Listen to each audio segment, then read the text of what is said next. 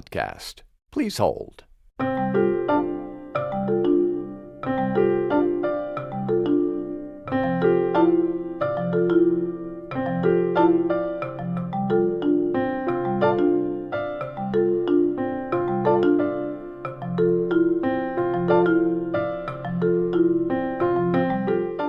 Your ears are very important to us.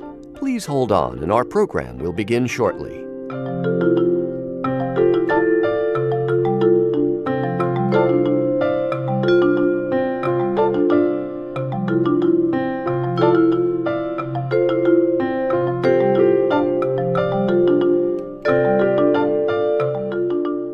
The Soundcheck podcast is coming up. Please continue to hold.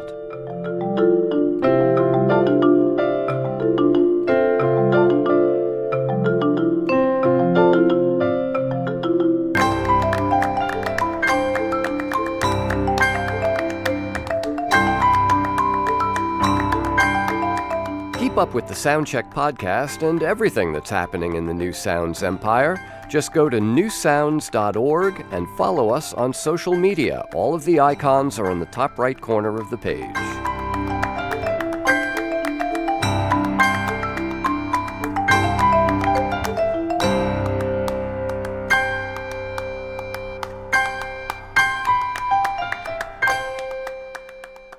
All of our other musicians are currently playing for other customers.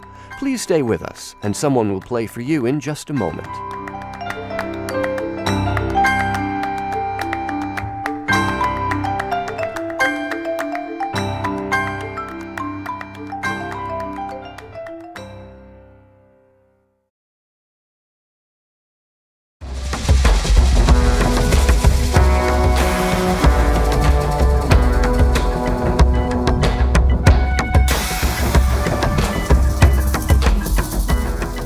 From newsounds.org, it's time for another live performance in our Soundcheck podcast series. Streaming live on Facebook and YouTube, I'm John Schaefer. Since their debut album in 1997, the two members of Matmos have been upending our expectations of what electronic music can be. Take this piece in the background, for example. It's called Fanfare for Polyethylene Waste Containers, and every sound was made by these plastic waste containers originally. It comes from the latest Matmos album, which is called Plastic Anniversary, and it is, by turn, fun, danceable, thoughtful, and, if I'm being totally honest, a little gross. Despite which, I'm really happy to have the members of Matmos back here in our studio, and they're going to start us off with a piece called Crying Pill.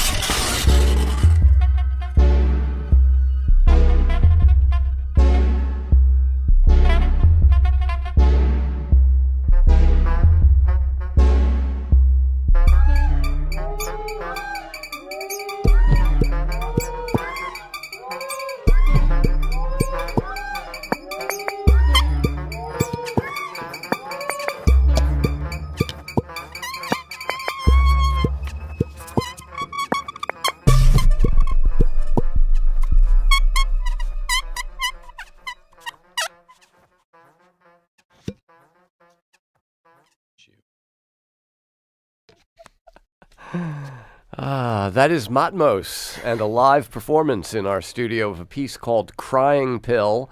As ever, Matmos is Drew Daniels. Drew, good to see you again. Thanks so much for having us. And Martin Schmidt. Martin, good to see you. You actually played the pill. I did play the pill. That's this sound. That's this.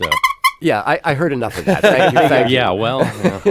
We think it might be a container of some sort. A sculptor friend gave it to us, and it's just got such a lovely sobbing tone. Yeah, and it is Lovely. shaped. That's what you were thinking. That right? was the That's a word that lovely immediately sound. sprang to my mind. It is sort of pill shaped, but it's like a Jeff Koons pill. It's like blown up. This would be a hard pill to swallow. Yes. And it seemed like, Martin, while you were at the beginning of the song, kind of putting the pill through its paces, it seemed, Drew, that maybe you were sampling what Martin was doing? I make live samples of Martin's little vups and his squeals, and then I build little riffs out of them. So the song always starts live by programming patterns out of sampling. We kind of recreate the process that makes our music. Right. What are some of the other sounds on that particular song? There's an exercise ball, one of those big things that you sort of bounce on or balance on. Some people use them as their desk chairs now. Yes. And then I decided to do that Ancestry.com thing where you spit in a little plastic container and find out about your DNA. But I also massively over-amplified and distorted it. So all the crunchy beats are made out of the plastic with my spit inside.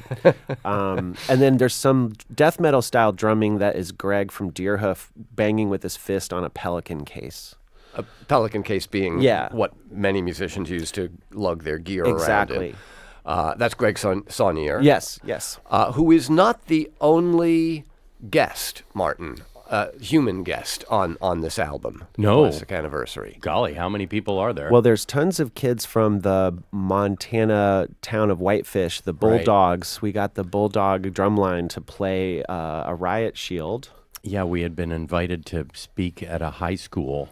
And when some parents at the high school were investigating us on the internet, they found nude pictures of us on the internet. And they prevented us from speaking at their high school because nudity. Apparently, underneath their clothes, they aren't nude. But so we gave the open invitation for any, whatever ultra-liberal members of the Bulldogs to come to the studio. I don't think we changed any of their lives. There was no nudity, but they were amazing players. This drum line, they did a good job, and they played presumably plastic. Yes, drums. Plastic horns and plastic drums. They played our riot shield. They played the polyethylene waste containers in that track you were playing at the start of the show. They were very game, honestly. And they played their. I figured drumline stuff was pretty safe because all the heads of drumline drums are all 100% plastic. Plastic, it's everywhere. And we even asked them to bring only plastic mallets to play the plastic drum heads with. Okay, so now I have so many follow-up questions. I guess I'll start with, how hard did they have to look to find nude pictures of you guys on the internet? We were interviewed by a gay magazine, I don't know, like 18 years ago, but like plastic, nothing on the internet goes away. And Drew, Yeah. Did you get the results of your DNA test? Yeah, I'm incredibly dull. I'm English through and through, but 6 generations back, there's a lot of Finnish DNA, which might explain why I like so many Finnish black metal bands. You know? So, yeah, who knows? I mean, I think that a lot of those corporations have kind of been revealed to be scams, you know, subsequently, like identical twins getting their analysis and getting different results. It kind of makes you wonder. Yeah. But then there's also, like, the use in law enforcement. Oh, to, yeah, like, yeah. direct, Yeah, you know. some folks are behind bars because of that stuff. So, So how disturbingly easy was it to make an entire album out of nothing but plastic? there's a lot of plastic to go around. I think the challenge for us was to find a way to make it sound resonant and warm and exciting musically, because a lot of plastic is kind of flat. It's kind of dull. It's kind of a dead sound. So there was a challenge. Yeah, it becomes quickly clear when trying to make sounds with plastic that it's made of oil, which is not a resonant substance. It wants to stop vibrating quickly, and the essence of making sound with things is that they want to vibrate a lot.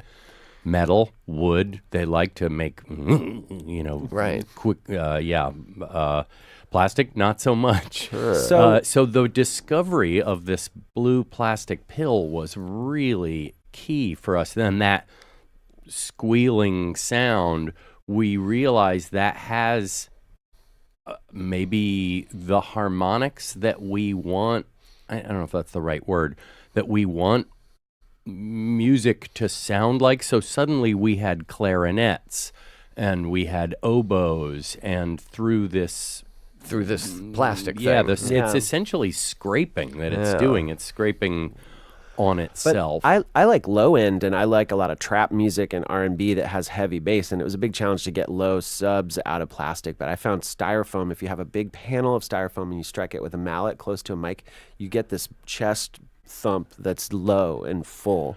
I mean, mind you, like I was saying before, like kick drums and so on, they're all plastic, but we try not to always do the easiest thing. Yet we could, really, they make plastic trumpets, they make plastic saxophones, they make plastic marimbas, they make all the drum heads are plastic. It's more fun to take a McDonald's straw and just like cut the end and blow through it, and you can get some beautiful sounds from just a McDonald's straw. I know there's a straw band, not trying to be.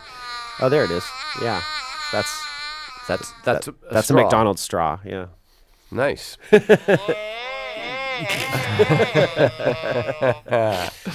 So which came first? The idea to do a whole album of plastic, or the two of you celebrating your 25th anniversary? it was the anniversary first, and I thought, oh, let's do some romantic record about objects that have been important to our relationship and our love for each other. And then Martin was like, that's really self-indulgent. Nobody cares about that. So then I thought, well, some of these objects are plastic, and that's kind of weird because there is no plastic anniversary. There's silver and gold and all these sort of like linen or whatever, all these precious materials. And it just made me think about plastic and how much of our lives is plastic, but we don't acknowledge it, or we're ashamed of it, or we don't confront what the commitment is to the planet that is implicit in that. So that the genesis of the record was really kind of moving past ourselves and thinking about the world. And I blame Martin because I was so ready to be super schmaltzy and selfish. Unromantic bitterness. Yeah, maybe that's what the 25th anniversary feels like. I thought Plastic Anniversary was kind of a cheeky title, but now I'm getting kind of a darker sense of it. Well, yeah, the question of timescales and of what are we leaving behind, and what that we could be us as artists making a record, but it can also be humanity and its impact on the planet, and reflecting on that, not in a pompous way, but just in a thoughtful way about consequence. Well, and one of the surprising things is, I mean, we know we're surrounded by plastic, but we don't necessarily know plastic when we see it. Yeah. Because it presents in so many different ways.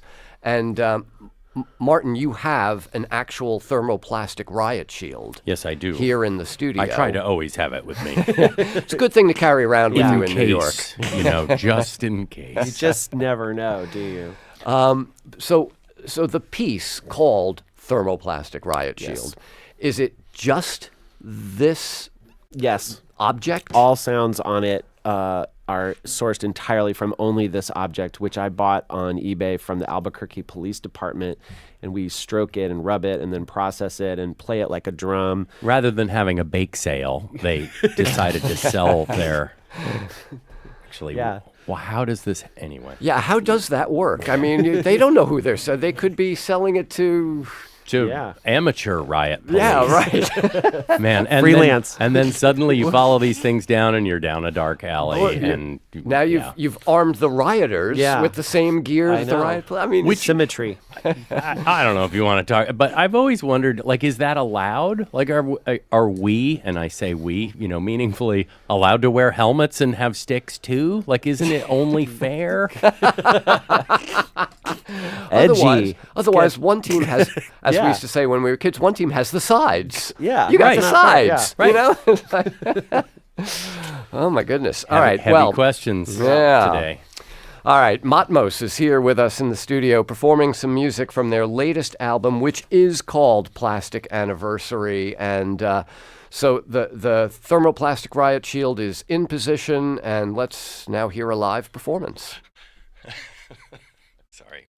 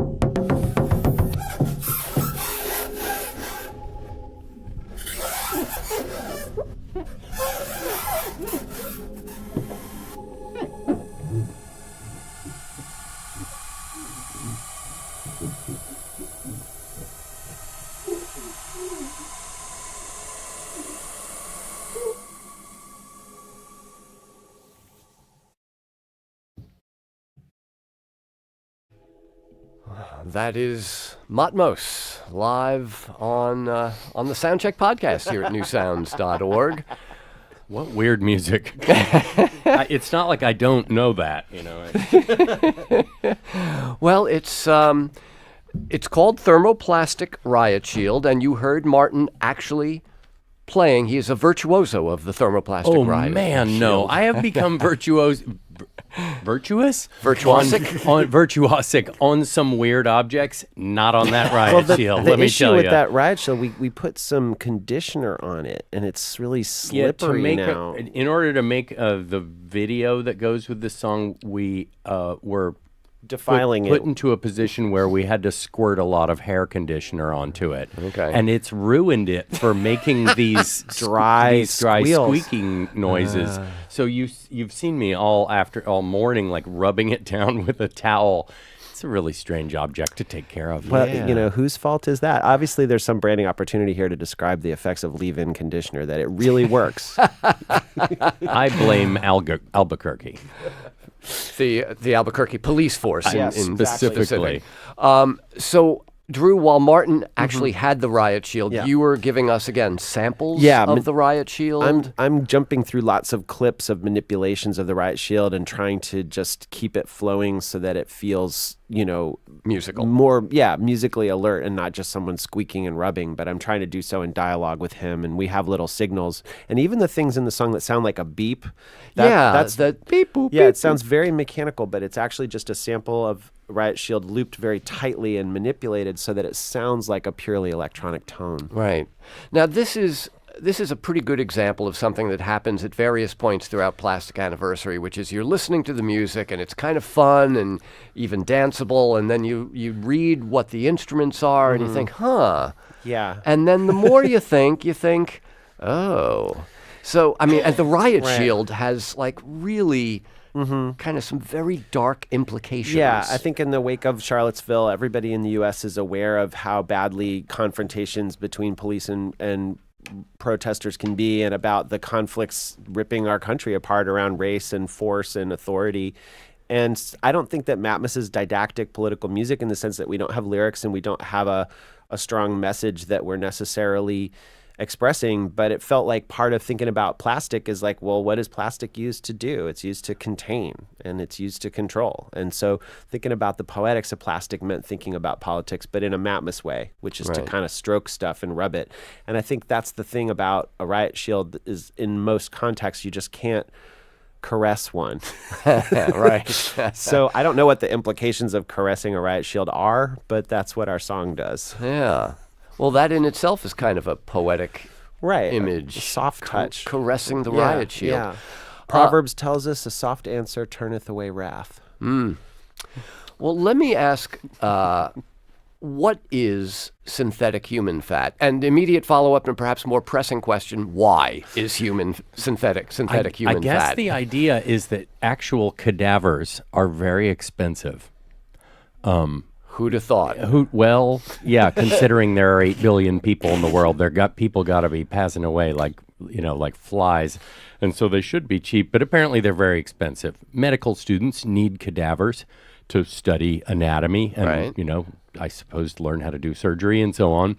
So there is a company called Syndaver Labs. The Syndaver Labs that makes synthetic corpses that are absolutely anatomically perfect, They also down to the sort of texture and density of every type of tissue there is. So I called them up and said, "Oh, I'm a professor at Johns Hopkins, which I am." Which you are. I didn't mention that I was a Shakespeare professor. And I said, "I'm so curious about this artificial human fatty tissue that you've generated, and I'd love to examine it. Would you mind sending me a sample?" They're very sweet, and they mailed me this stuff, which looks like kind of American cheese. It looks like slices of Kraft American cheese, sort There's of. a lesson there. It's wet and quite gross, kind of gummy. It comes packed in a fluid. So we sort of rubbed it against itself and made these sort of tactile, squishy sounds, and then manipulated them heavily to make rhythms and bass lines out of synthetic human fat. And it's so And it is made of plastic. This Yes, being the whole I, point. I checked Oh, on the yeah. phone before I ordered the sample. I was like, so this is entirely plastic. She kind of hemmed and hawed about what sort of plastic, because of course that's proprietary, the 11 herbs and spices of Right. artificial human fat. But yes, it is plastic. I don't know. Is that gross? It's no, like when you say like sort of unsettle, it's like it's no different from a sponge or a traffic cone or a water bottle. Well, or and our bodies are becoming more plastic. When you touch a receipt, you're getting bisphenol A from that receipt. You're getting bits of plastic. Like our bodies have more and more plastic inside them because of our consumption, because of our environment. Microplastics are inside us now. So the God, barrier. thank you, Drew. Sorry, the barrier's kind of breaking. as it were. So, speaking of breaking things, what do you guys have against the 70s soft rock band Bread? Man, it's Other than the fact that they were a soft rock band from the 70s. it really is just that. Like as a sadly 55-year-old ex-punk rocker, that Bread sort of just personified everything I hated about music. Yep. Like, I'm right there with I really you. wanna love you, baby. You know, like this sort of like, I found a diary underneath a tree. ugh. And I have been destroying Bread records since the 80s. I have watched Martin purchase Bread records in a record store. As soon as he's paid for it, he breaks it on the counter and just throws it in the garbage. So it's a lifelong I don't know. crusade. It's silly. Okay, so Yeah, but for two guys who run and operate a record store, yeah. I am delighted when they come in. So I can so you can break them. so I can break them. Okay, so we did this at the WFMU record fair. We did a Right, sort of one of the big ones on the East Coast. Yeah. not a very good version. Our version of the song was not unlike or anyway. And we got a lot of online Flack. hate for doing that, sort of accusing us of like book burning Like kind you're of thing. destroying culture, you're erasing the past, and it's like Bread was a platinum selling artist. Like Yeah. we're not going to touch that. There are tens of millions of Bread records Yeah. out there. I could break 'em. Biodegrading at Yeah. an infinitesimally slow rate. I'm just not fast My enough. point being, like, I cannot make a dent personally Right. in the number of Bread records out there. But one less. We're about to have one less in the world. yeah, So the track is actually called Breaking Bread, which sounds like a very family-friendly kind of religious, Yeah, yeah. image. it is. But yeah, You want to hear it? Okay. I want to hear it. Martin is going to now break. I'm now holding the Bread record. Which record is this? This is the best of Bread, I think, and that tells you something right there. That their best-selling record was The best the of. best of. Like, there's a weird recyclative 70s thing going on there. Yeah. Where, like, we didn't make... Anyway, shut up, Martin. All right, Martin Schmidt, Drew Daniels, they are Matmos. Let's just sit back and see what happens. The piece is called Breaking Bread.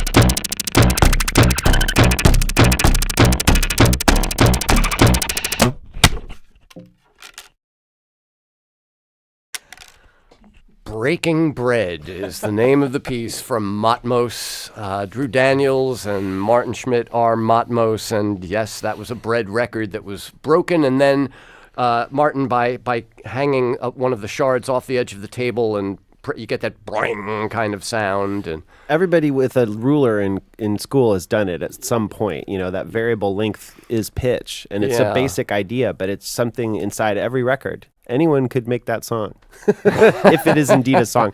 It's kind of just for those action. of you who are thinking maybe it would have been best to just listen to the bread record. I respect that. Yeah, Don't that's get a me valid wrong. position. Yeah, it's. Well, you know, Martin, I was also a punk rock kid in the 70s, and bread was the enemy. Yeah. Music like that kind of soft, limp rock. But I got to confess, when you took that record out and smashed it, I went a little green around the gills.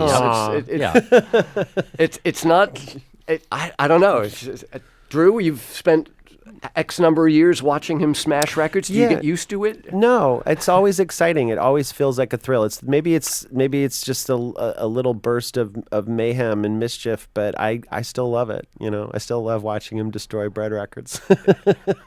How hard is that to do, Martin? Do you really have to? I mean, is it really hard to break a record? God, no. Oh, really? Okay. You should try it. I mean, also, I've spent my life trying not to break records. Yeah, it's really weird. Because I work in a record store, but I think working in a record store has given me less and less respect for. There are so many records just period. Like they weigh a lot. They take up a lot of space on the shelf. No one wants them. No one wants so many records. You can put a box of records of a certain variety on the street, and no one will take them. Day after day on a busy street, people look at a record, at a box of records of the Longines Symphonette. Oh, yeah. Or there's some Reader's Digest box sets of bad, deracinated jazz, not interesting jazz, but sort of dull wannabe jazz. And there's a lot of bad covers music out of there. Hawaiian music that wasn't even real Hawaiian music to begin with. Right. That's a non-seller. And karmically, we accept that somebody could do this with Matmos CDs and Matmos records. We don't regard ourselves as in some kingdom within a kingdom. We're not special. Like, it's okay if somebody wants to do the same to us, you know? You got to accept it. It's part of letting things out into the world. Right. Which you have done with Plastic Anniversary, let loose on an unsuspecting public to celebrate you guys' 25th anniversary. Yeah. So, are you married? We got married 2 years ago. Yeah, congratulations. We got married in a fever hotter than a pepper sprout. No, it was not like that. No, we'd been together 23 years, and then we made it legal, but we can't make it right. Oh, goodness.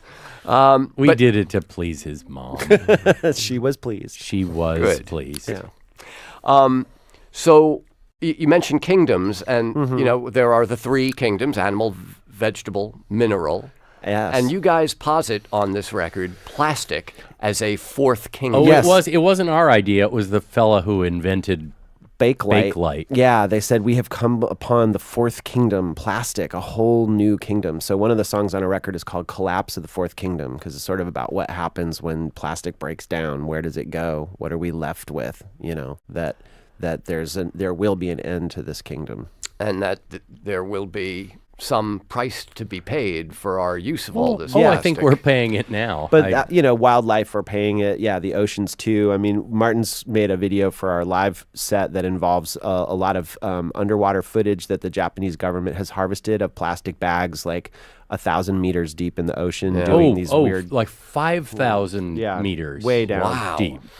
They found a plastic bag in the Marianas Trench. So That's crazy. the human impact is extensive. They found 40 pounds of plastic inside a dead whale the other day. Yeah, it's in, and we have a photo taken by the artist Chris Jordan on the back of the record of an albatross's stomach. Its contents are filled with this candy-colored rainbow, collection of plastic bits that this bird had consumed. So yeah, I think there's a lot of celebration and joy musically in taking a piece of plastic and figuring out what kind of funny sounds can we make out of it. But we also want to reflect on what's the afterlife of this? What's the consequence of it? Yeah. Well, so what is the consequence for you guys? I mean, A tour of Japan and Europe and a lifetime of hopefully feeling like, yeah, maybe I shouldn't buy another plastic bottle. That's the hard part. Once you wield these ideas, you got to walk with them. Yeah, we are trying. I mean, it just sounds okay. So we do a lot of interviews with people like internationally and so on. Speaking with folks in Germany, their thing is like, well, what is the problem? Because we outlawed single-use plastics 5 years ago. right.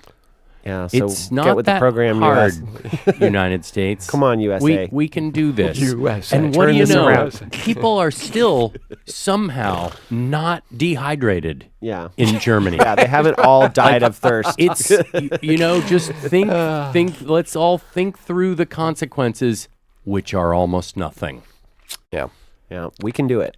All right. The consequences of using all these plastic bottles, horrible. The consequences of not using them, minor inconvenience. I think the Plastics Council is on the line with a different perspective. If they're willing to pay us over $1 million, we'll stop talking about this. All right. Oh my so God, we I have- just said that. We have found the level of the room. Yeah. And just in the nick of time, as it turns out. Drew, Martin, great to have you guys back here with Thanks us. so much. Congratulations on the anniversary, on Plastic Anniversary, the latest record from Matmos.